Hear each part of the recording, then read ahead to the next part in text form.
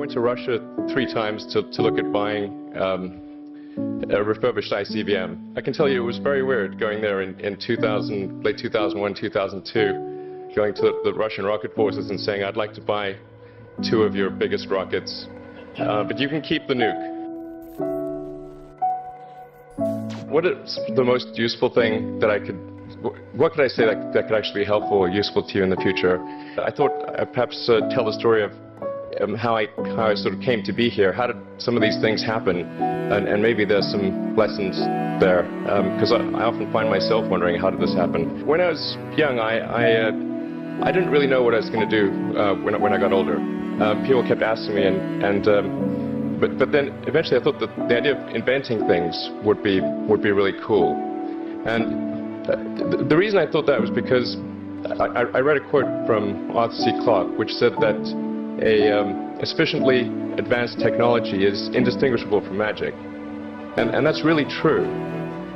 If you go back, say 300 years, the things that we take for granted today you'd be burned at the stake for. Being able to fly, that's crazy. Being able to see over long distances, being able to communicate, having effectively with the internet a group mind of sorts, and having access to all the world's information instantly from almost anywhere on the earth. This is stuff that really would be magic, that would be considered magic in times past. In fact, I think it actually goes beyond that, because there are many things that we take for granted today that weren't even imagined in times past. They weren't even in the realm of magic. So it actually goes beyond that. So I thought, well, if I can do some of those things, basically if I can advance technology, then that's like magic, and that would be really cool. If somebody is doing something that is useful to the rest of society, I think that's a good thing. Like, it doesn't have to change the world. Like, if you're doing something that has high value to people, and frankly, even if it's like just a little game, or some improvement in photo sharing or something, if it has a small amount of good for a large number of people, I think that's fine. Like, stuff doesn't need to be changed the world just to be good. Whatever this thing is that you're trying to create, what would be the utility delta compared to the current state of the art times how many people it would affect? So that's why I think having something that makes a big difference but affects a sort of small to moderate number of people is great, as is something that makes even a small difference but affects a vast number of people. When I was a kid, I was wondering kind of what's the meaning of life, like why are we here, what's it all about, and I came to the conclusion that what really matters is trying to understand the right questions to ask.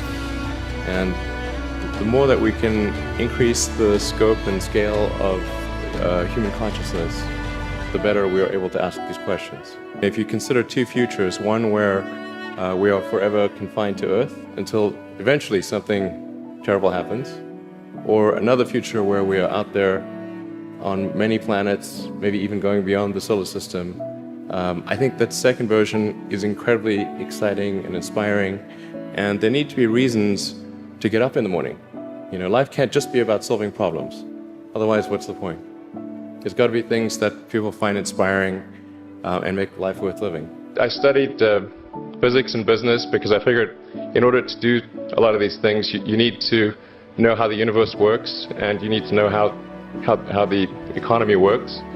And you also need to be able to bring a lot of people together to work with you to create something, because it's very difficult to do something as an individual if it's a significant technology. I originally came out to California to try to figure out how to improve the energy density of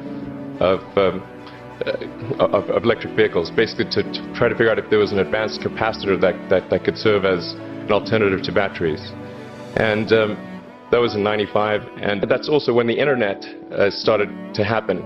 And I thought, well, I can either pursue this technology where success may not be one of the possible outcomes, which is always tricky, or participate in the internet and be part of it. So I decided to drop out. Did some internet stuff, one of which was PayPal. I think maybe it's helpful to say one of the things that was important then in the creation of PayPal was kind of how it started, because initially the initial thought was with PayPal was to create an agglomeration of financial services. So to have one place where all of your financial services needs would be seamlessly integrated and work smoothly. And then we had like a little feature which was to do email payments. And whenever we'd show the system off to someone, we'd show the hard part, which was the agglomeration of financial services, which was quite difficult to put together. Nobody was interested. Then we'd show people email payments, which was actually quite easy, and everybody was interested. I think it's important to take feedback from your environment. You want to be as closed loop as possible. We focused on email payments and really try to make that work, and that's what really got things to take off.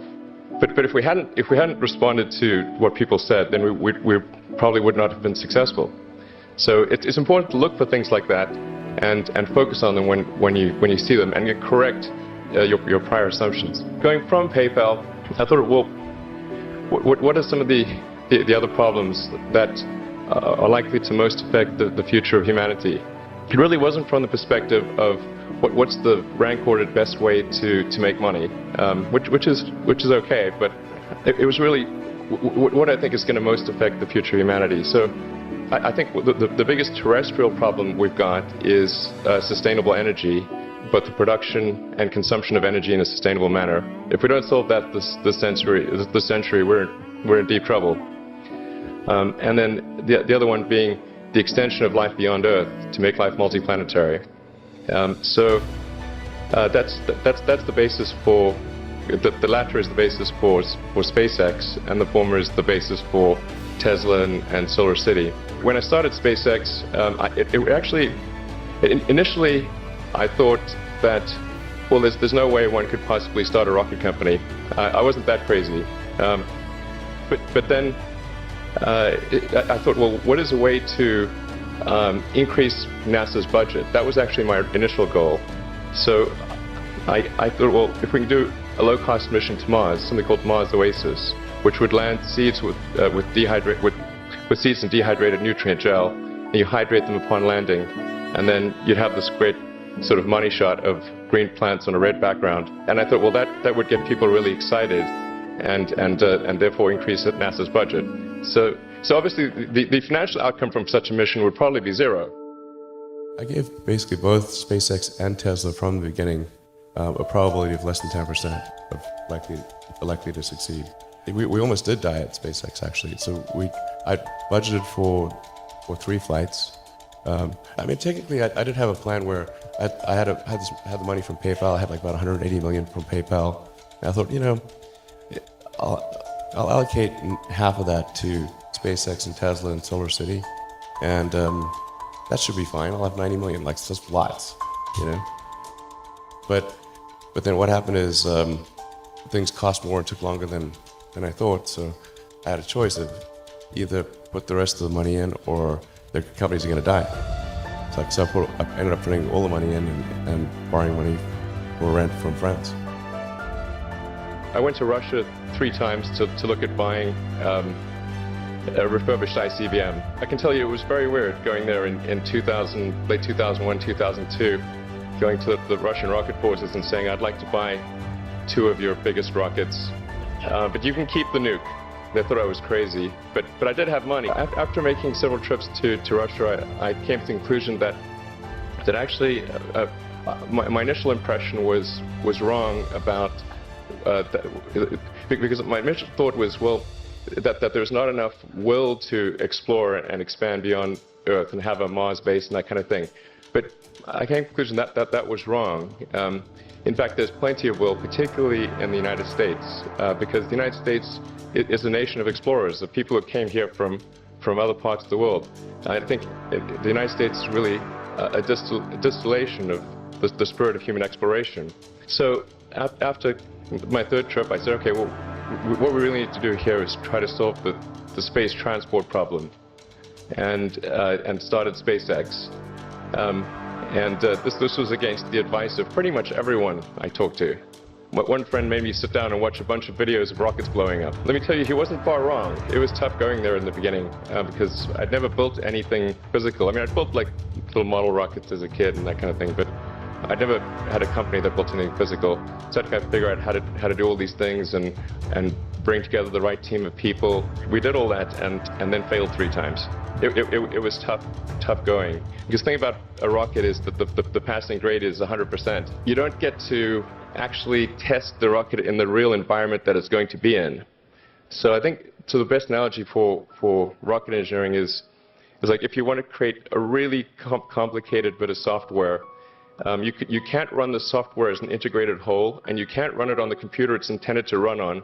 But the first time you put it all together and run it on that computer, it must run with no bugs. The first launch, I was picking up bits of rocket near the launch site. It was a bit sad. We learned with each successive flight, and were able to, eventually with the 4th flight in 2008, reach orbit. And that was also with the last bit of money that we had. So we got the Falcon 1 to orbit, and then began to scale that up to the Falcon 9, which is about an order of magnitude more thrust. It's around 1 million pounds of thrust.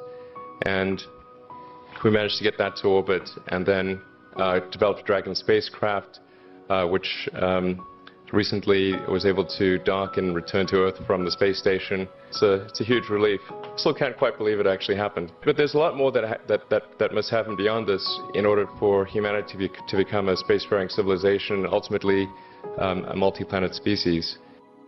And that's something I think it's vitally important, and I hope that some of you will participate in that, either at SpaceX or at other companies, because it's just really one of the most important things for the preservation and extension of consciousness. I mean, it's worth noting, as I'm sure people are aware, that the Earth has been around for 4 billion years, and civilization, at least in terms of having writing, has been around for 10,000 years, and that's being generous. So it's really it's somewhat of a tenuous existence that civilization and consciousness, as we know it, has been on Earth. And I think I'm actually fairly optimistic about the future of Earth. So I don't want to sort of people to have the wrong impression that I think we're all about to die. I think things will most likely be okay for a long time on Earth, but not for sure, but most likely. But even if it's sort of 99% likely, a 1% chance is still worth spending a fair bit of effort to ensure that we've backed up the biosphere, planetary redundancy, if you will. In order to do that, there's a breakthrough that needs to occur, which is to create a rapidly and completely reusable transport system to Mars, which is one of those things that's right on the borderline of impossible. But that's sort of the thing that we're going to try to achieve there with SpaceX. On the Tesla front, the goal with Tesla was really to try to show that what electric cars can do, because people had the wrong impression. We had to change people's perception of an electric vehicle, because they used to think of it as something that was slow and ugly and had low range, kind of like a golf cart. So that's why we created the Tesla Roadster, to show that you can be fast, attractive, and long range. And it's amazing how, even though you can show that something works on paper, and the calculations are very clear, until you actually have the physical object and they can drive it, it doesn't really sink in for people. And so that I think is something worth noting. If you're going to create a company, the first thing you should try to do is create a working prototype. Everything looks great on PowerPoint. You can make anything work on PowerPoint. But if you have an actual demonstration article, even if it's in primitive form, that's much more effective for convincing people.